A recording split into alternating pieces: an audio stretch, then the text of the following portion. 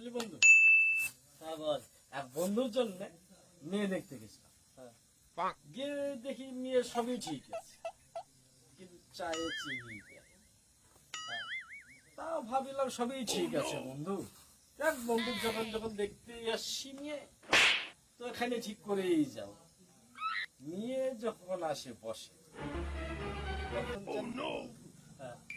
মেয়ে হাসে নাই। এইবার কি করি বন্ধু? হাসে নাই যখন কথাও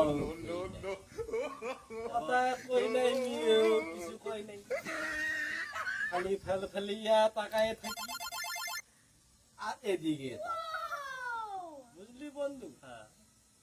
এখন বিয়াটা হলে কিন্তু মেয়েটা হাসে। তারপরে আর কি বন্ধু, বন্ধুর বিয়া যদি হয় তাহলে ভালোই হয়, হলে ভালোই হবে রে বন্ধু।